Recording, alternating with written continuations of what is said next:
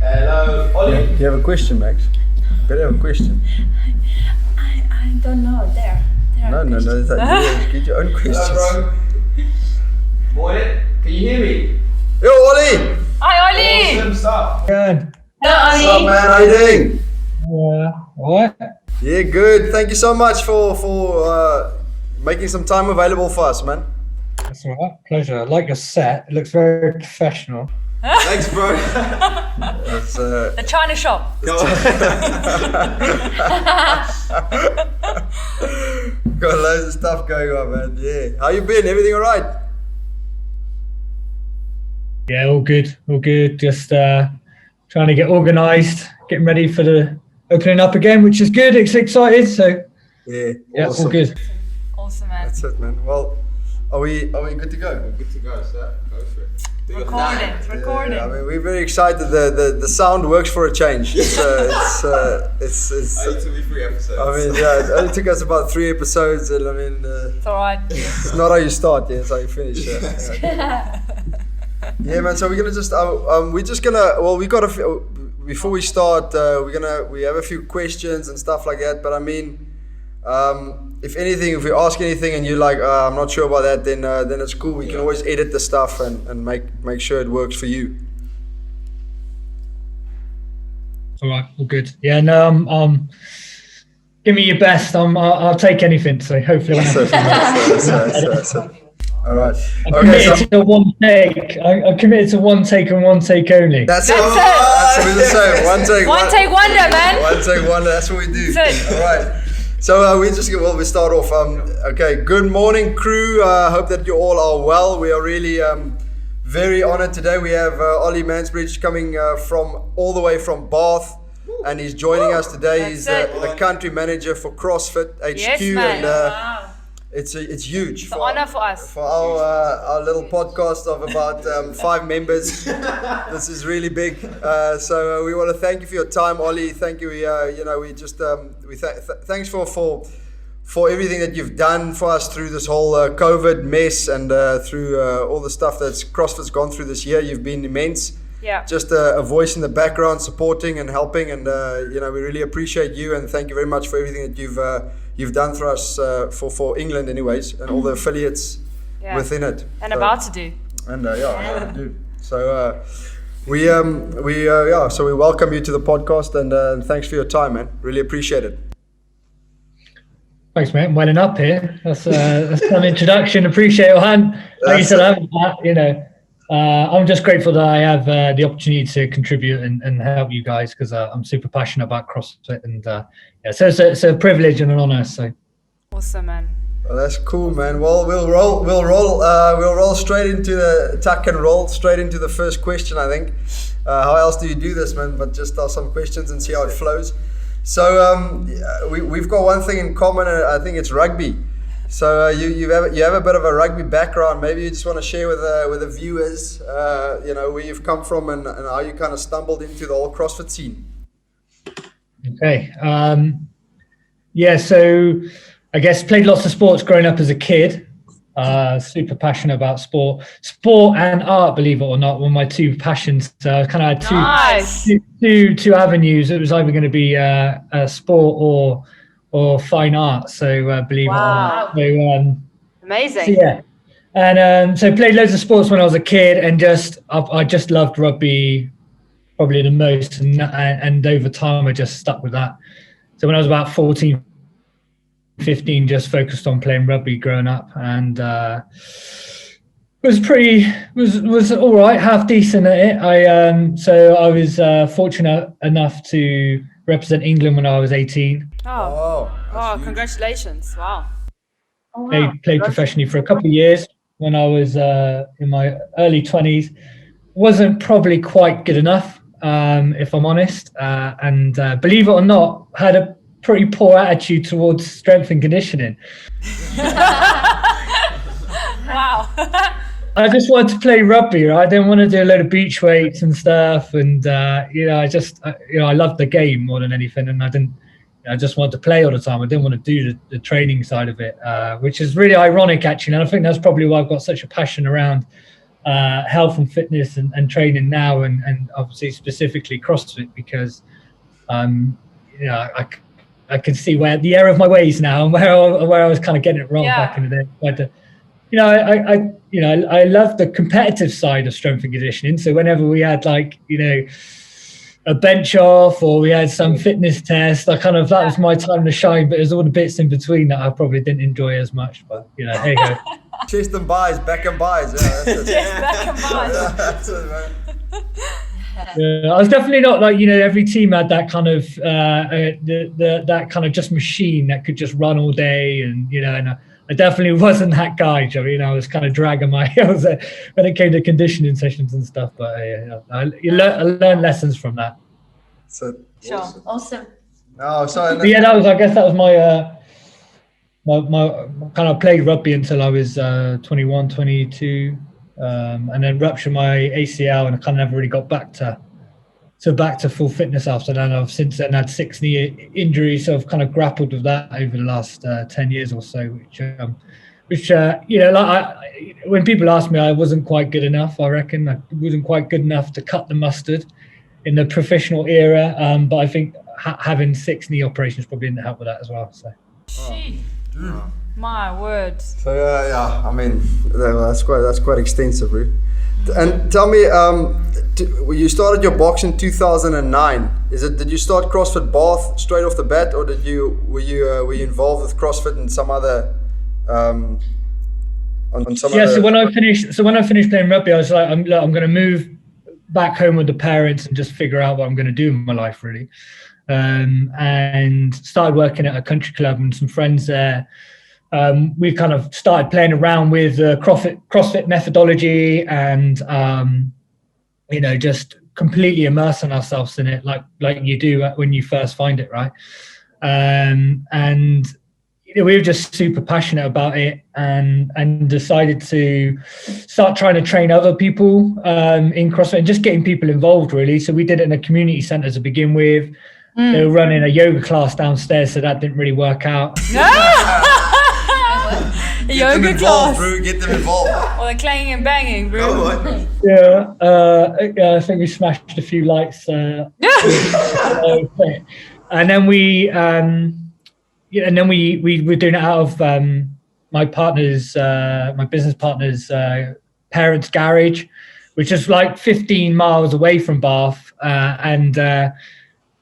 was great. We got there's an old Fight Gone Bad video somewhere with like 20 kids out on his mum's like front drive doing Fight Gone Bad. But again, his mum and dad were pretty good about it. You could always guarantee to have a cup of tea, but it obviously wasn't sustainable. So we were just like, hey, let's just try and find a little space where we can do this for ourselves. It wasn't really a business proposition at the time. CrossFit, was very in its infancy. I think we were like the 9th box in the UK at the time. Nobody was really doing it full time. We just loved CrossFit, was passionate about CrossFit, and wanted to try and get as many people involved, really. So we just found a little 500 square foot unit. We set the business up on maybe like $5,000 or something like that, basically. Awesome, man. That's it. Chucked a load of change together, and that's kind of that was how we found it and how we started it, basically. What a story, man. That's amazing. Sure. Wow. Quick question coming from me, Ollie. Just as a CrossFitter, what would you say is your favorite CrossFit workout?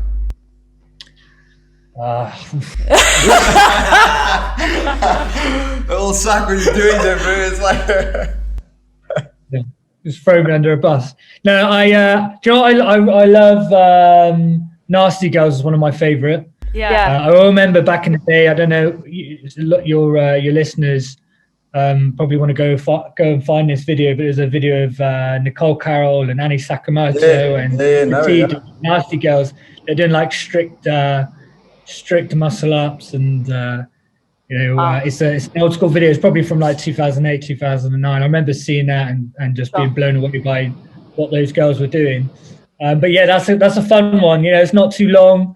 My rugby background, anything over 6 minutes, and I'm like, man down basically. So so I think it's 50 air squats, 7 muscle ups, which is just about my limit as well. Like, anything, anything over 7 muscle ups, I'm probably not going to be able to do that. I'm broken. And then 10 hang power cleans at 60. So not crazy weight, but heavy enough. So yeah, that's my favorite, I think. Nasty girls.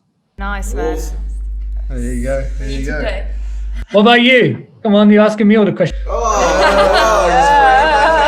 I mean, you can take a Max. Tell us what's your favorite. Max, we all know what Max's favorite. Max. Karen. That's easy answer. Yes, Karen. That's easy No answer. doubt. All day, baby. What's your favorite? Yeah, because you can do it in half the time as the rest of us, right? Exactly. Yeah, that's the one. I do not enjoy Karen, partly because it probably takes me 3 times as long as it takes you. What's your favorite workout? I don't know actually. I enjoy pull-ups. I like pull-ups. I quite like a Fran, but it's just disgusting. Like it's tough when you're in it, but I like those movements. Is the chief a chief one? I like chief. You like the chief? I like chief because I like a clean. I think. Yeah, I love the chief. I'm a big fan of the chief. Like that one. Are you? That was literally the work I think we were doing in the community centre when we got. That's it. It's the most. Breaking lights. That's it. It's a simple one, man. That's it. It's nice and simple, and it's grind work. No. No, that's a Chad. Oh, what is I think the Murph. I would do not every day, but I think I enjoy a long. I like a long chipper gymnastics. Yeah. I like that. I think I can Fight do. Gone Bad is also cool. Yeah, stuff like that. I mean, the shorter ones is where I fall off. A Fran is like, I mean, that thruster, the last 9 is rough. What's yours, Faith? I'll probably I'm 3K. He's like the Khoisan. He runs like a flippin' Khoisan. Has the 3K got a name yet? Is it like? give it a name. That's my favorite. Yeah. I think we should call it the Khoisan. Running or rowing. Yeah, main fight today is like 35 run for 35 minutes, and then do like 5 burpees or 15 burpees every 5 minutes or something like that. So, That's I spicy. I like that, man. Spicy. That's nice. I like that. Just a quick one. If in 9 years, well, next year is 12, but in 9 years, how much has the environment changed regarding boxers, communities? Because I mean, we've only been in the game. I mean, we've been doing CrossFit for 7 years, 8 years, and we've had this box for going on 5 years next year. And what I've seen from like where you started in a garage, we also started in a garage with a few mates and just having fun. That's what attracted us to CrossFit initially, watching in America all these guys, Rich Froning in his barn, all this stuff. And then you go down to London, the city, and you get these plush gyms now, and everything is really rigged out, and it looks like if there's such a thing as a 5-star CrossFit gym. And it's and you get all kinds. I mean, for what you've seen, obviously over the past 11 years, what do you, just on your perspective, what the changes you've seen? Has it been not good or bad, but just maybe you can just tell us some stories about some of the changes you've seen from where it's gone from to where it is now. Yeah, really, really good question. It's a big question as well. Where do I start? So, I guess. Fundamentally, as affiliate owners, and your members might not know this, but we can obviously run our affiliate however we like, and there's no right or wrong way of doing so. So the key thing is that you run your affiliate aligned with your values and your own goals. And some people are going to want to just be the life and soul of the gym. They want to coach every class, and they're just going to be the personality kind of owner operator, I would call it basically. Yeah, And then you've got people who, you know, might own a gym, but they don't actually do any coaching. They might do a lot of the back end stuff, and they still love CrossFit, and that they're still motivated by delivering CrossFit to groups of people, but they're not necessarily, their skill set might not necessarily be like a coach. So, and that might be a different environment again. It's not on legs. Sorry, Ollie, man. That's right. You're in full flow there. Yeah, man. Yeah, you are. Sorry, bro. Like, are they frozen? They're like, I was like, I could see a little timer in the corner. I was like, yeah, where did I get to? You got to owner operator, and then you get the guy he's the coach. He's not a coach. Does more back end stuff. Yeah, and that's obviously the beauty of. That's the beauty of CrossFit, right? You can just put your own unique twist and your own vibe and your own feel on it based on your values and what's important to you. So you know, and you know, one thing that it's definitely professionalized, and you're talking about these 5-star facilities, etc. I would just on that aid, I would say that there's no reason why, I guess, your box is not a 5-star facility. I think it's very, one thing that I'm kind of challenged myself in my own box at the moment is how do you define success? What is a successful box, right?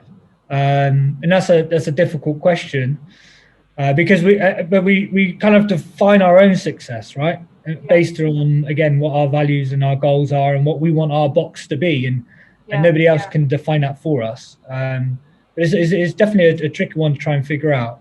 I think CrossFit is definitely professionalized over the years. You know, one thing I was saying that one thing I'm incredibly grateful to CrossFit and Greg Glassman for is how easy it is to set up an affiliate, right? Yeah. It's very easy to. Yes. You know, there's a very low barrier to entry, and when I was a 22, 23-year-old kid trying to figure out what I was going to do with life, I never kind of envisioned being able to open and own my own gym. That was kind of a pipe dream, and Greg kind of demonstrated to people how you could do it, and you could do it. You didn't need massive budgets to be able to do that and stuff. You were just passionate about training people, and That's awesome. and so obviously because of that, there were people like me, when I look back and I cringe on some of the stuff we did and how we ran our box, etc. But it was still from a place of love and authenticity. But 11 years of graft, you learn a lot of lessons on how to deliver a better service for your members. Yes. All that sort of stuff. And so I think those of us that started in the early days that maybe had no previous experience in business or running a gym, so had to learn like the hard way. But as we've matured and developed, we've kind of refined how we do things as a community. And we're such a tight group, and it's definitely a community and an environment where we share best practices, right? And we want each other to succeed and do well, and therefore it provides a great environment for us to just steal ideas and pull the best parts. And that's like the CrossFit methodology, right? Find what works and add it to the toolbox. And that's I think that's why we've seen such a growth in CrossFit, but also just the professionalism of it. As we've learned and developed and got better ourselves, we've shared that and delivered it to the wider community. And we've all kind of brought each other up and helped kind of rise the tides together, basically. I think that kind of answers your question. That's, like I said, there's a bit. Definitely. I mean, That's great, man. Yeah. I mean, very insightful knowledge. I mean, I think it's fantastic, and with sharing, best practices and stuff like that. That's something as an affiliate owner, I think, which is refreshing to see as well. When we did that workout the other day with all the box owners online and stuff like that, I really enjoyed that. And I didn't enjoy the workout so much. I was dying, and what's even worse, you can people see that you're dying. What's cool is that we could have had all these faces on the screen, and we could have had that time together, which is sometimes when you step into opening an affiliate, well, in Kent at least, and it's not pointing finger at anybody, because everybody's busy with their own business and building their own business and stuff like that. It would be cool if affiliates kind of Champion take each other. champion each other a bit more and take a bit of time to just be happy for each other. We've got 1 or 2 boxers here in Kent that we chat to and stuff like that. So I mean, it's something that I think for the future would be quite cool to see that boxers get together maybe in counties and have chats together and stuff, and I'd love to, and a lot of my kind of headspace is thinking how I can facilitate that and how I can help support that, because ultimately, dream for me is that everyone does CrossFit, right? It's not like there's lots of different methodologies, but there's plenty of people to go around. That's right. Yeah, 100%. Absolutely. And it might feel like quite a niche thing at the moment, but there's a tidal wave of people on the horizon that come in, and they're going to need all our support, and we won't be able to support all of them. We're going to need more box owners, we're going to need more people to step up, but also I think it's important that we collectively as a community raise our standards and continue to grow and be better and set the standard for the industry as well, because ultimately we're doing that now, right? If you go into any Globo gym, any kind of commercial gym, and you look around, over 50% of the people are doing functional training, right? They're doing CrossFit, but they're not doing it correctly. They're not being coached. They're all self-taught. They're just swinging around on some rig there because they think that's the right thing to do and stuff. And we're setting the standards of that, and we need to work together and collectively continue to upskill ourselves and like I said, set that standard basically. And it's in our interest to do that, because if somebody has a bad experience of CrossFit down the road, that person could be put off for CrossFit forever, and that's a real shame, and that is an obligation to each other and just the CrossFit methodology to be doing our best and working together collectively basically. And it's easy for me to say that. People are always going to have their own people have got to protect their own livelihoods, haven't they? And and it's easy for me to sit and say that, but it really is in our interest to support one another, because we need to look after CrossFit and the brand. That's right. Yeah, absolutely. That's so good. Yeah. Just changing direction, changing tact a bit, and I think maybe you guys will have some good questions on this. You've obviously started up Strength in Depth, and you've last year, or was it this year or last year, you threw this? When was Strength in Depth? February 2019. 2020. Just beginning of before we shut down. It was this year. Can you believe it? I can't believe that. That's amazing. It was this year. I mean, these guys were working. We were there, and we phoned them and said, "Listen, Go to gym. get here. You need experience. We need to catch some Found vision." tickets from somewhere. No, we found tickets from you. I mean, with everything going on, I mean, what a cheeky idiot. I'm texting you while I'm sitting there. Ollie, do you have some tickets for us? Don't worry, this guy must be running around like a lunatic trying to. And here's this affiliate owner, and you don't even know me. And I'm like, sorry, man, I got your number. Do you have some tickets? And then you even organized for us. So I mean, you're a champion, Ollie. bro. Thanks so much. I mean, that just shows the magnitude of the person. That's right. Yeah. But just There's a lesson in there. If you don't ask, you don't get, right? well, I mean, I'll remember that for the future. So my question would be, maybe Max can also weigh in on this, is that you've been around, and obviously when you've hosted this, you've been around all these professional athletes. In 9 years, you've probably out of your box coached and been around some guys that have done really well, be it regionals or whatever, sanctionals, whatever. What would your advice be to somebody that's aspiring to try and make it into that realm? I mean, I know it's a 0.001% of CrossFitters make it into that sphere, but just to put people's, maybe the listeners are like, flip, I want to go to the games and I want to do this. What would you, as a seasoned veteran, somebody that knows the scope of the thing, what would you say to somebody like that as to what does it take? And I don't know, just maybe answer something on that. Yeah, that's a great question. I think you've got to be realistic, right? And so understanding where you're at that moment in time is the first thing you need to do.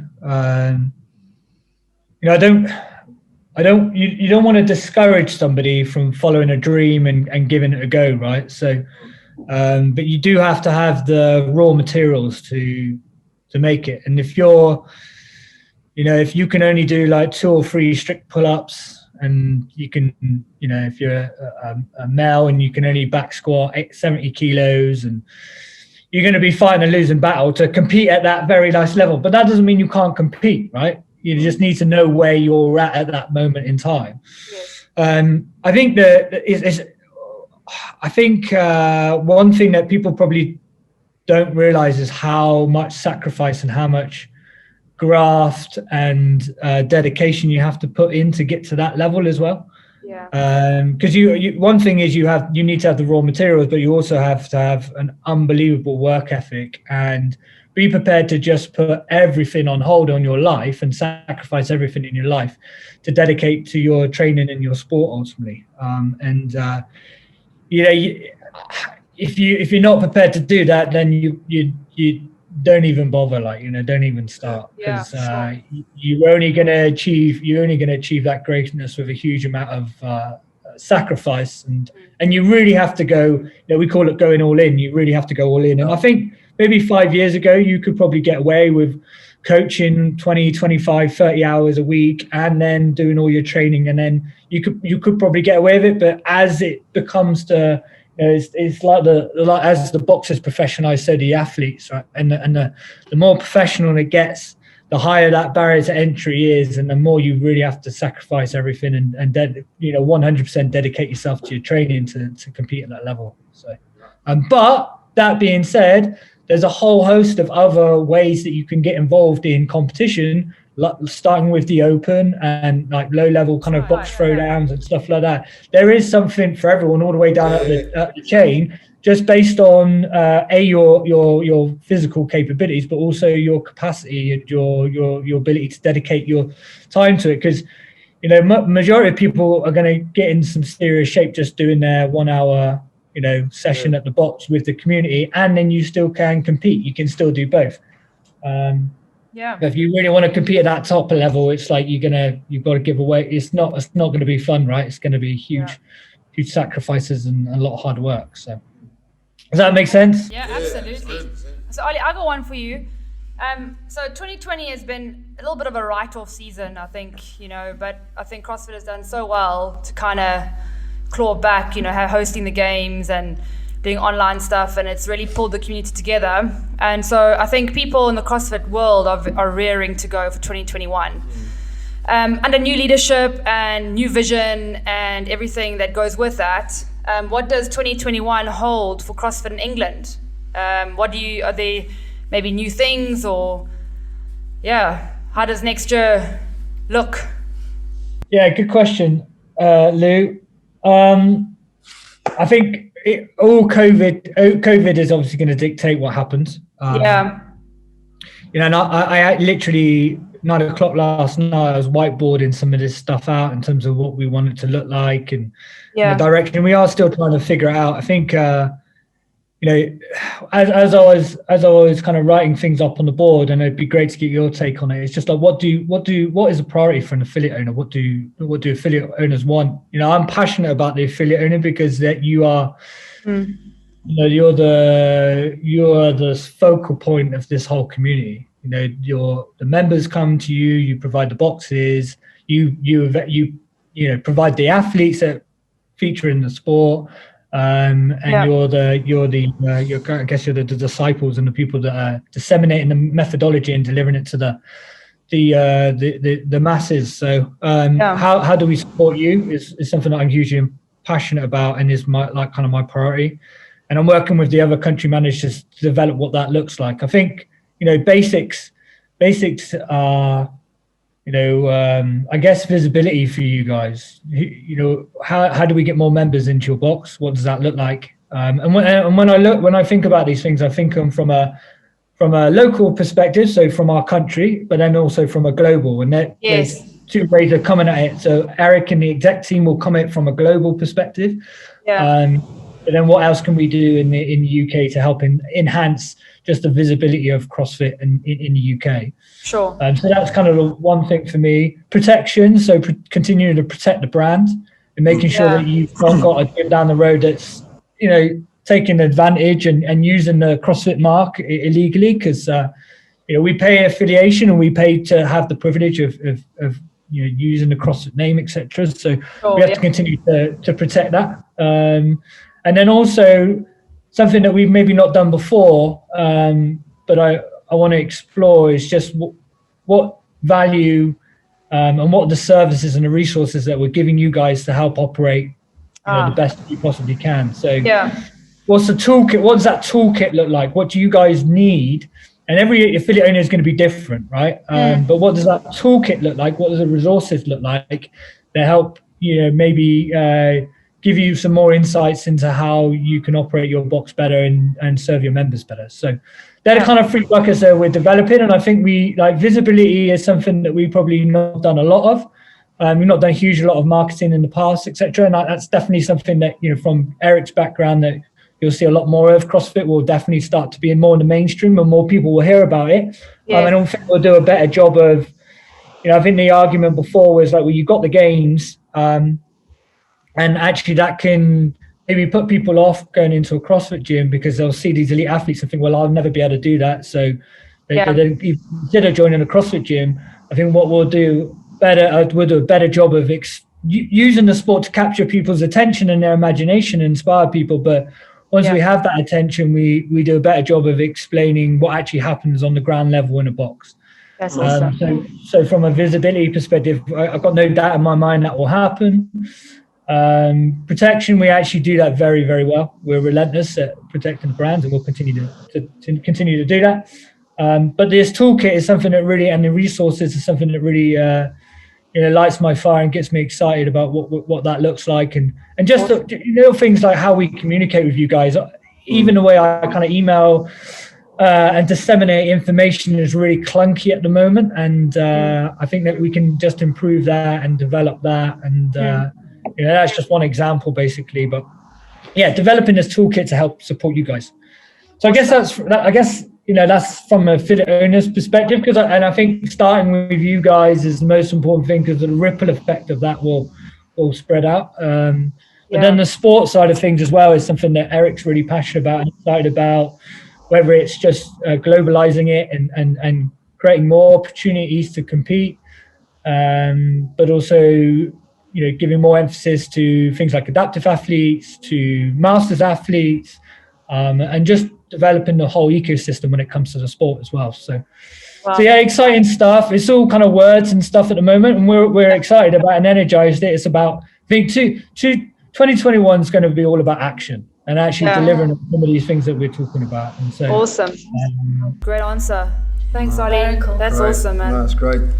From a coaching, okay, so if we go on to the coaching side of things, what advice would you give?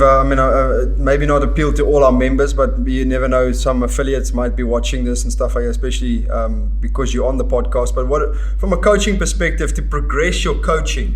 So you go on level 1, you get your level 1, you go on level 2, you get your level 2, and then you study up for your level 3 and stuff like that. Would you say with coaching, is it about getting your levels? Is it progressing as a coach?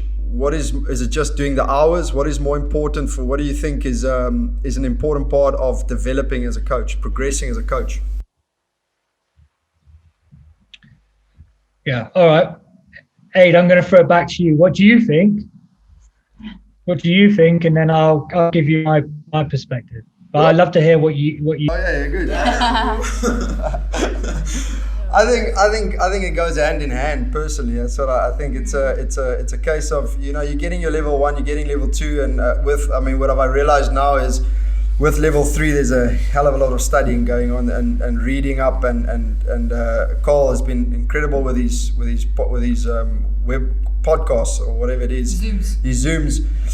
So watching those, and then also developing hours of coaching. But I think more than anything, doing this thing as 10 years as a personal trainer, and now 4 or 5 years as a CrossFit coach, I think is staying in the game. I think really staying in the game, staying present, and pushing yourself, I think, to advance. To stay in the game, I mean, when there's a class and it's a movement and people are moving fast, and it's very easy to just stand by the music and play the music and run the clock and stuff like that. Whereas you have to challenge yourself to get involved, get in there, cue the people tactilely, verbally, and make sure you present yourself in the right way. That's right. So I think it's the whole experience as a coach. I think the whole thing coming together, developing in those areas. That's my take on it. But I don't know. Is there a specific route that you should take to become, a great coach? Yeah, no. Well, there's certainly. I mean, and I completely agree with you, Aid. There's no like one path. It's about experiences and getting out into the world and trying to find as many resources as you can. I think fundamentally, as a coach, you need to have passion. You need to be a passionate coach because it's hard, right? It's unsociable hours. You have to give a lot of yourself to other people, and so if you're not passionate about it, it's not going to be a sustainable thing. You're not going to be a career coach, and that's the way I look at it. Is you've got different tiers. You could be a job coach where it's just you're just checking in, checking out, doing the bare minimum. That's right. Yeah. It's an easy gig. Just stand like Lou said, like you just stand by the stereo, stereo and just cheerlead. Ultimately, you're a cheerlead coach. Yeah. If you transcend up that pyramid from there, then you've got like a career coach. It becomes a career. So you think, actually, no, I'm going to give this my all and do everything I possibly can.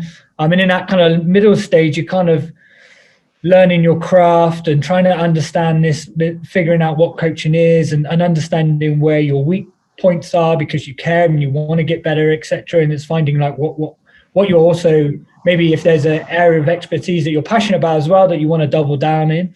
Yeah. And then above that is like, it's actually a calling. You go through this process and you feel like, actually, I define myself as a coach and I am a coach, and this is I'm going to spend the rest of my life as a coach, and it'd be a pursuit of self-actualization and trying to be the best that I possibly can be. You might get and yes, level 1, level 2, level 3, absolutely. I think with the level 1, it's your introduction to CrossFit. I think too many people think that then gives you the permission to go and open a box and be a CrossFit coach, when actually that is just it's like the bare minimum. Like groundwork.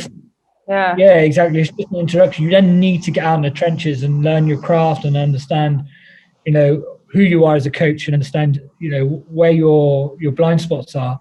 That's right. And that's where the level 2 is a beautiful coach. It's probably one of the best courses like in the industry out there. I think the level 2, because you get real critical feedback on your own coaching, and it's insightful, right? And it's exposing, and you have to have a level of humility to take that course as well, because you are going to get feedback, and you're going to have to stand up in front of your peers and demonstrate your ability to coach, etc. Yeah. And then the level 3 is ultimately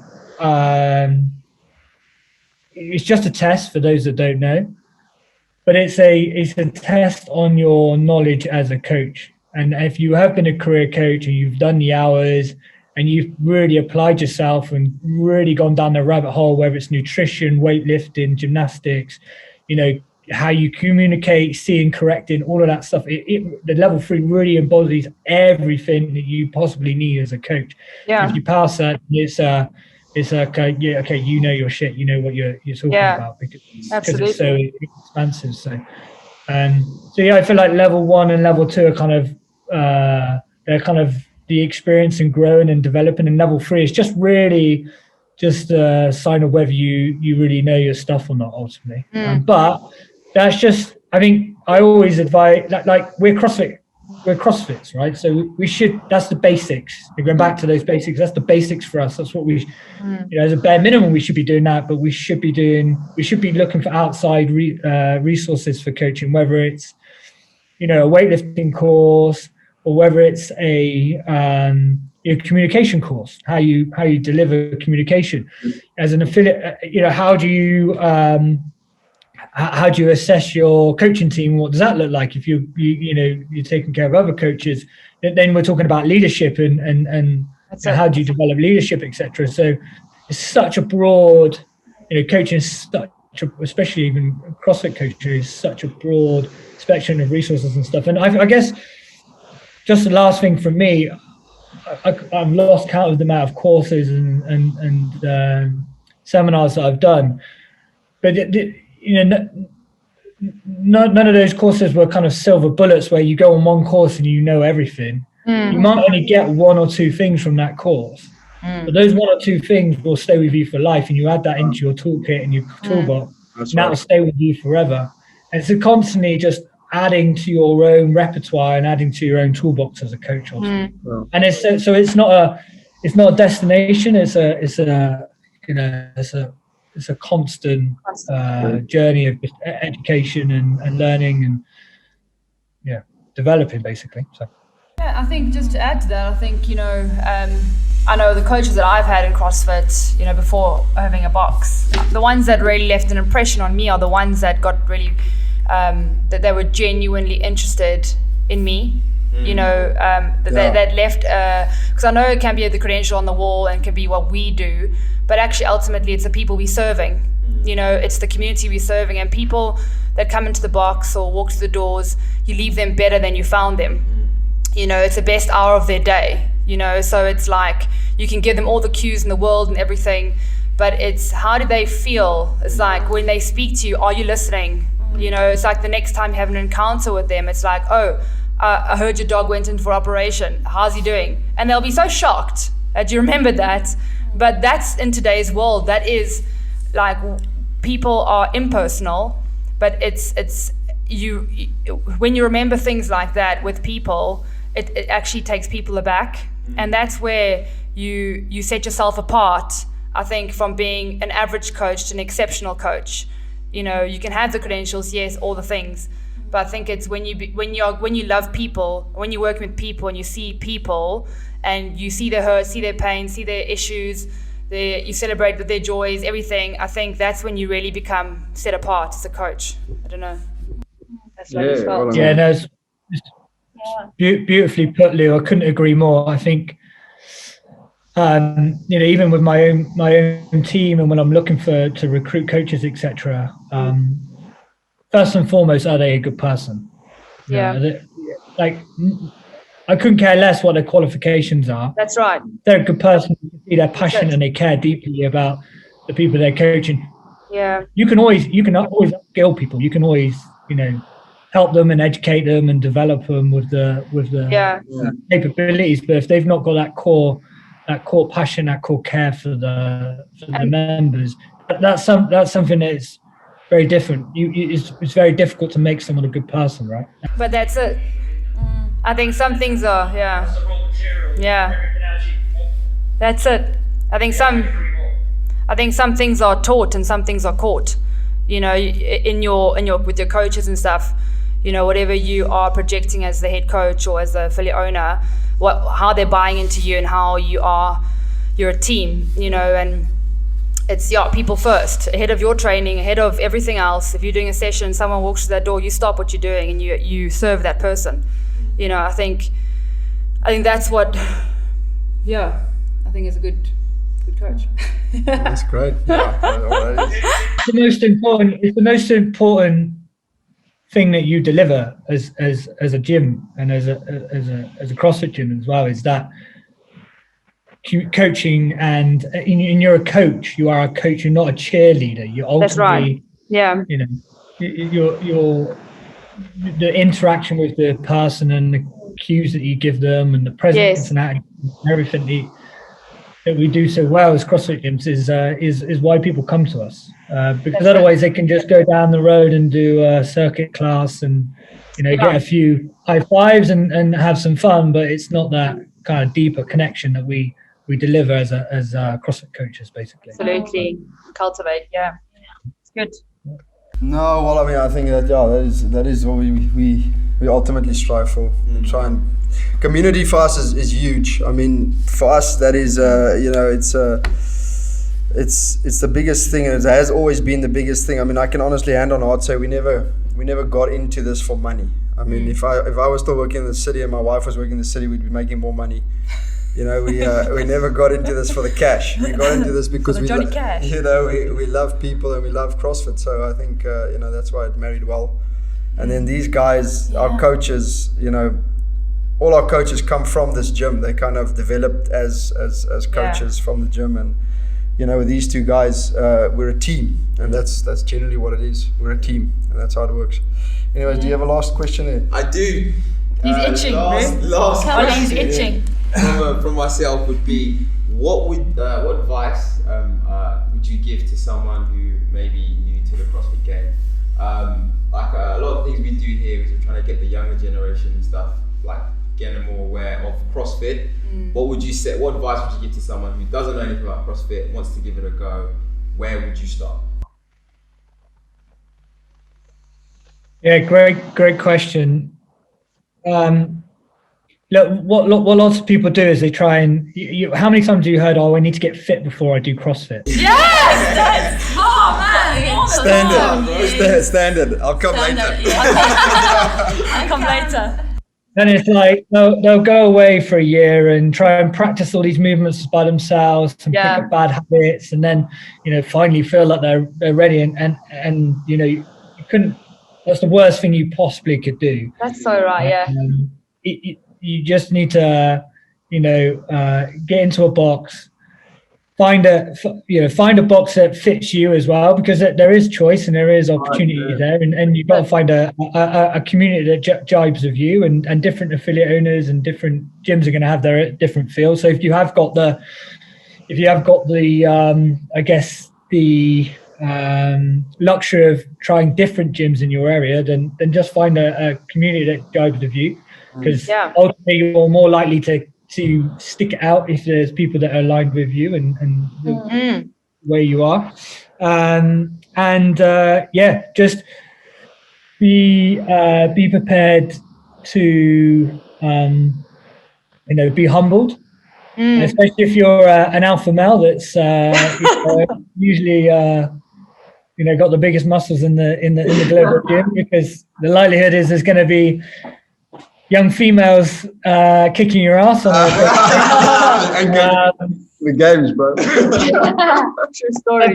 But also, if you're not, if you are somebody that maybe doesn't enjoy fitness, but you need to do fitness, and you maybe never done any fitness before, you couldn't start a better place than a CrossFit gym, because they're going to teach you everything you need to know. They're going to teach you the basics, and we're going to start from the ground up. And we're not going to get you to run before you can walk. We're not going to. We're going to teach you progressions, and we're going to bring it straight down to the ground, and we're going to scout absolutely everything for you and meet you where you're at, and not expect you to do stuff that's outside of your own capabilities and your own means. And there is not a facility on the planet that can do that better for you than a CrossFit gym. Yeah, good answer, man. Very good. That's great. I'm gonna Mags. You can't shut you up. I mean, I know, right? I didn't say anything. Didn't say. Yeah. Well, listen. I can have one question. Go. Do your question, Mags. Do your thing, Mags. All right, Ollie. So my question is, who is your favorite athlete? Female athlete. CrossFit Games athlete. There you go. Huh? Good question. you only speak when you got something valuable to say, right? Yes. That's it. Thanks, Ollie. Yeah. Typical class act. You don't just you don't clutter the podcast with She's like the impact player, Ollie. value. Comes off the bench and she's on fire. Come on. It is a painfully obvious one, but Claire Toomey's like stand out for me. I've seen her evolution, I've seen her grow, and I've seen her kind of miss out winning the games a couple of years in a row. And I think she had to go through that process to become how good she is now. And she didn't give up. She learned lessons from that, and just her. She was very timid and quiet, and probably lacked a little bit of confidence and self-assurance. And I think just seeing her come out of that and develop that is incredible. And then I was fortunate to spend a little bit of time with her when she came to London, and she was so generous with her time. Spending time giving interviews. She came on our live stream. She didn't have to do any of that basically. And she rolled her sleeves up and got stuck in, and she was super polite and grateful for just the hospitality that we gave her when she came to London as well. And she was, she wasn't high maintenance or anything. She didn't ask a lot. She's super humble. So yeah, she's a class act, and can't speak highly enough of her, and super happy to see her retain her title at the games this year. So. Wow. Awesome, man. Wow. I just want to ask one question, just from a fanfare kind of thing. You've obviously met Dave Castro. Yeah. I mean, in person. I mean, we see social media and stuff like that and all this stuff. But what in person? And obviously not going to say anything bad about him, but I mean, in person, cool guy. He's someone I respect. Massively. Dave is definitely a divisive character. We kind of played on that, just as part of his persona of the games, right? He's just kind of he's not really who he is.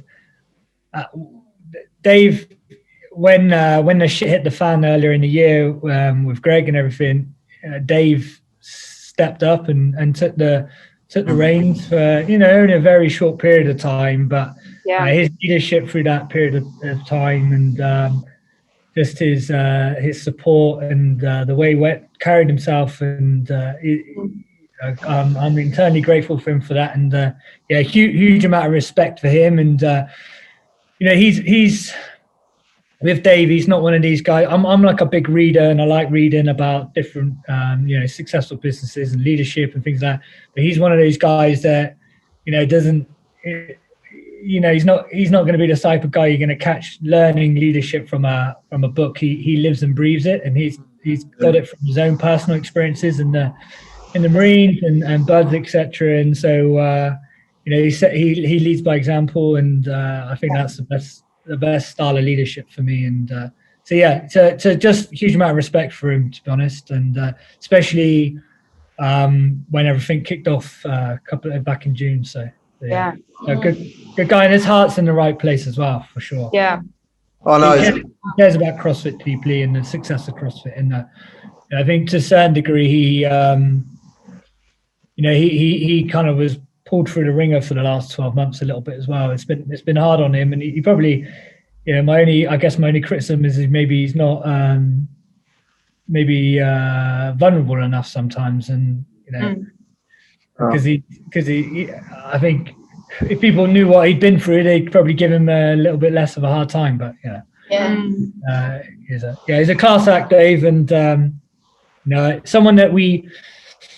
With all the changes, he's someone we desperately need in the community, keeping the guys at the top honest and keeping CrossFit's authenticity, right? Because it's great that these new guys have come in and they're going to just build on what was already a great thing. But CrossFit wasn't that broke, right? We can but it can get better, and we can just improve and even more amazing, basically. And Dave is one of those guys at the top will make sure it ensures that it keeps its authenticity, which is hugely important for people like me who are like OGs and have come up, know CrossFit in a certain way, basically. So The reason I'm Great. asking Wow, is great. he is really one of the guys that in all of CrossFit I'd love to sit down and have a conversation with. I think just to pick his brain on programming and to see how he brings it together, and actually just imagine being going to the ranch one day and seeing how he tests the athletes Yeah, man. So before the interesting. games and stuff. That stuff really Wow. tickles me, man. I'd love to meet him one day. That'd be cool. Anyway, any other questions? No, that's it.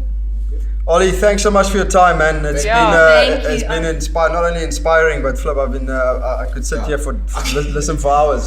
Yes. It's incredible. You're like a well. Yeah. Yes. Thank you so much for your time, man. Thank you. Thank you, Ollie. No, I appreciate it, and I get just as much value from you guys and hearing your perspectives and stuff. So there's the beauty of my role and getting to speak to so many affiliate owners. I could just steal all your best ideas. I went in my own box. So Well, all 30 viewers are really going to enjoy it. Thanks so much, man. I mean, we're working up to 30,000, so it'll come. Hey, do not despise humble beginnings, bro. You might get tagged on everything, but don't worry. It's all It's all right. CrossFit. It's all in the name of CrossFit. It's all in the name bro. of CrossFit. We're all good. Yeah. Witness the fitness. Witness the fitness. That's it. Listen, Ollie, have a lovely Christmas and Yeah. enjoy time with your family and time Happy off. New You Year know, and Happy Christmas, man. yeah, it's been a immense year, and we're looking forward to 2021. Thank you so much for your time. Thank you. pleasure. Thanks. team. Thank you. Take care, man. Thanks so much, Ollie.